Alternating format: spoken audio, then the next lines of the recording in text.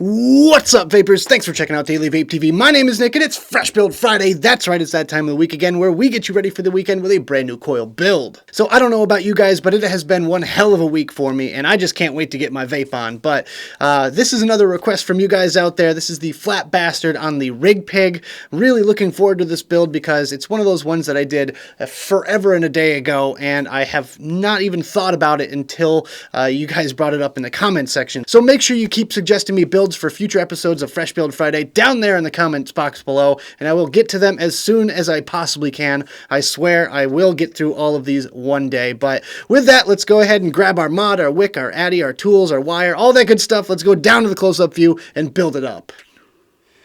Alright guys, so today we're going to be using some of this 28 gauge Kanthal, just regular old Kanthal, nothing special there, and some nichrome ribbon wire. This is nichrome 80 0.5 by 0.1 millimeter ribbon wire. So that's our gear for today. I have previously off camera straightened out a piece of 28 gauge, probably about 4 feet long, and now we're just going to twist it up. So I've got it locked into my drill on this side here, and I'm just going to hold on to it on the other side using my pliers, and we're just going to twist it up until it's really, really tight. You want this stuff pretty much as tight as it's going to get. I usually just go until the wire breaks, so just kind of use that if you want to, but doesn't really matter the tightness of the twists itself, but I just like it with a nice tight twist on there. I feel like it just adds a few more little nooks and crannies for the flavor to get into, so let's go ahead and speed this part up. Alright guys, so what you didn't see me do on camera was I put my wire in my spinner jig on this side over here. So I have some tension on there, and yeah, we're just going to clapton it up now with this ribbon wire. An easy way to get this ribbon wire in and started is just by sliding it right through the chuck of the drill. The core wire usually leaves a little bit of space, so you can just kind of slip that ribbon wire in just like that. And you want to just kind of give it a couple quick spins for some added tension on there so you don't have to worry about this wire flying out everywhere as you clapton. So, next thing, clapton it up.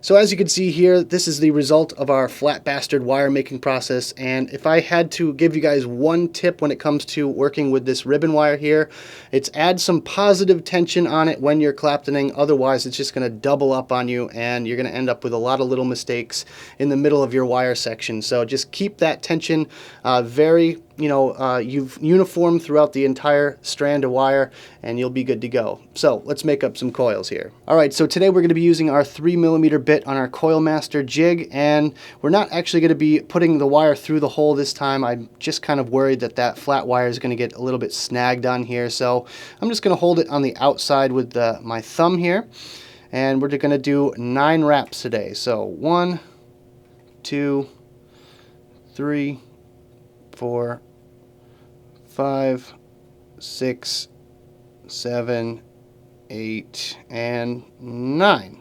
So one thing about this wire is it's really, really springy. You're going to lose probably a good half a wrap at least when you release the end of the tension here when you're pulling on your coil. So just hold on to it really, really good, and honestly it's best to just kind of put a tool on top of it or something like that and hold it in place while you work on your second coil.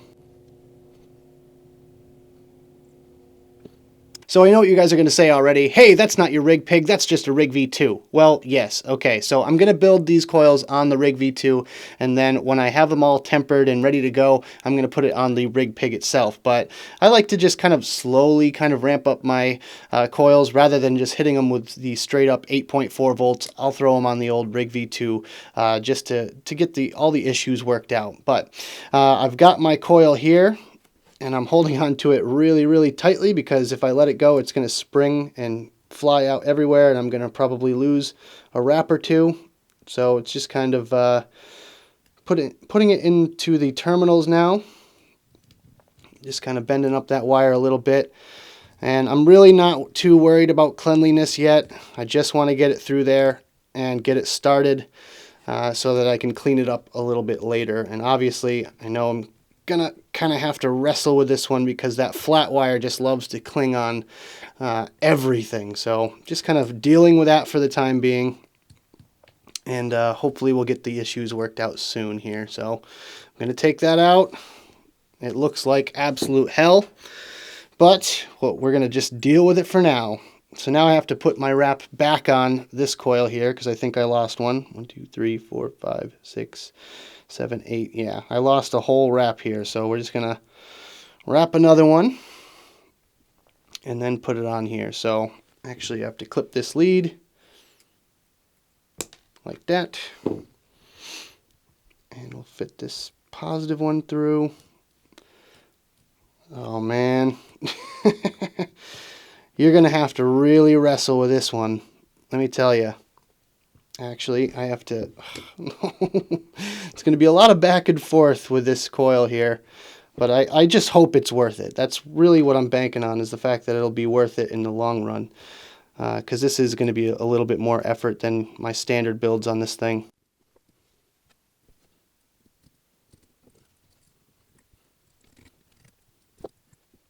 So after a lot of wire wrangling and some swearing, I finally managed to get these coils somewhat organized, and this is what I've got so far. So we're just going to start by lightly tapping this button here, just to warm up those coils a little bit.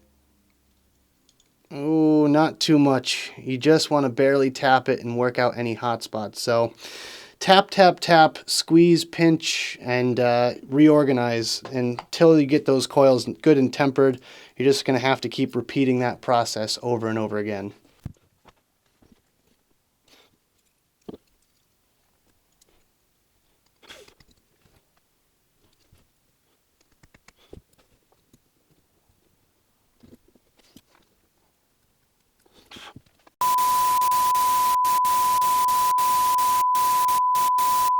Well, it looks like we're only going to be doing a single coil today. I went through 2 different coils. I actually had to make more wire, and I just could not get the second coil to work. I just kept snapping the core wire, and if I use anything thicker than 28 gauge, it's really just not going to fit and not going to work on the pig itself. So we have one coil that's working pretty good. Not sure how the performance is going to be now, but I kind of designed this thing after doing a dual coil, but it does light up fairly evenly, and it does have a hell of a ramp up time though.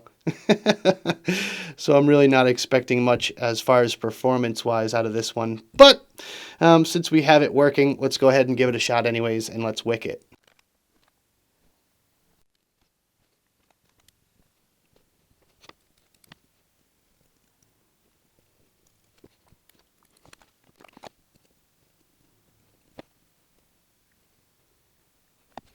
All right, it's juiced up, it's ready to go. Let's give this thing a shot.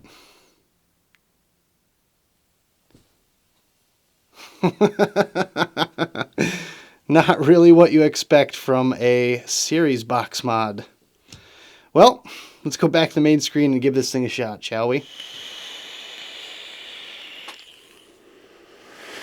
Well, what can I say? I tried my best and I failed miserably, but you know, that's how we learn with the whole vape game here. You just kind of try and try and try again. Practice makes perfect and all that good stuff, but I did kind of want to give you guys my thoughts on how I have it configured right now. So just to let you guys know, I did build this on my Kennedy 25 beforehand. Before I even hit the record button, I threw a single coil on my Kennedy 25 on my Rouleau, and it came out to 1 ohm. So I kind of figured that when I do a dual coil, it would come out to 0.5. It would give me a good vape. It's got lots of surface area.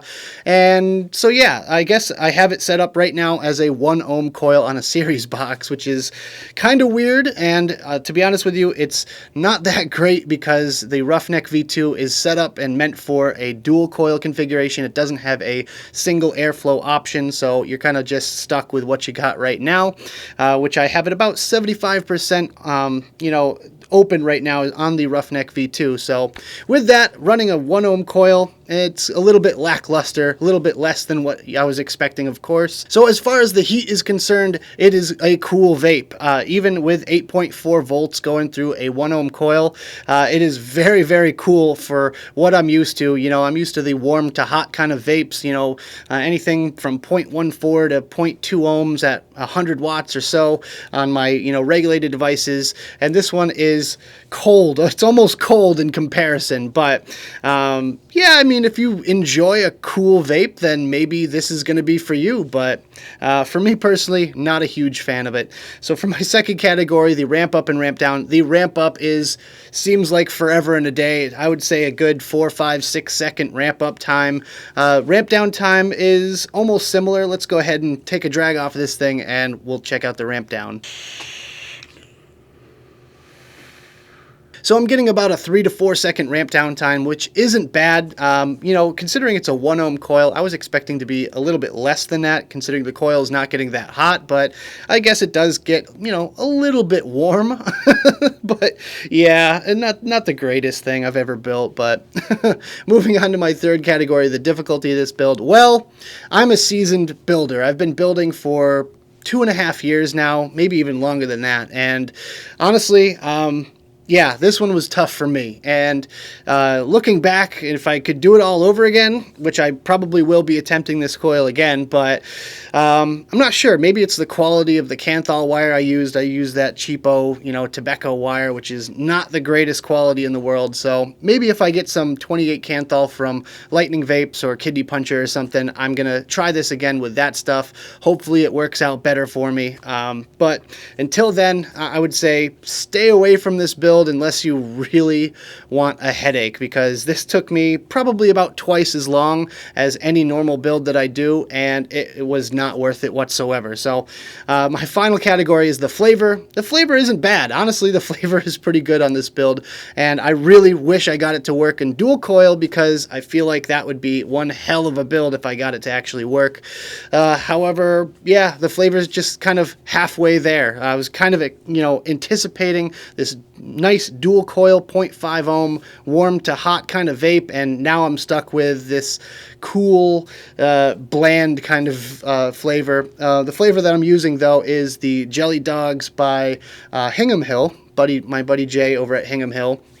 And it's like a strawberry kind of jelly donut or cruller flavor, and it is good. The flavor's decent on here, but I just was expecting so much more. So that about does it for this video, guys. Again, I'm really sorry that I failed, but I guess live and learn and move on and move forward, and hopefully you guys learned something from this. But with that being said, if you enjoyed this video, make sure you hit that like button and subscribe for more videos just like this. Of course, leave me comments. I'm sure there's going to be lots of comments down there in the box below. With that being said, don't forget to check out the links I have in the description. I've got advocacy and my social media links down there. Thank you guys so much for tuning in, and as always, vape on.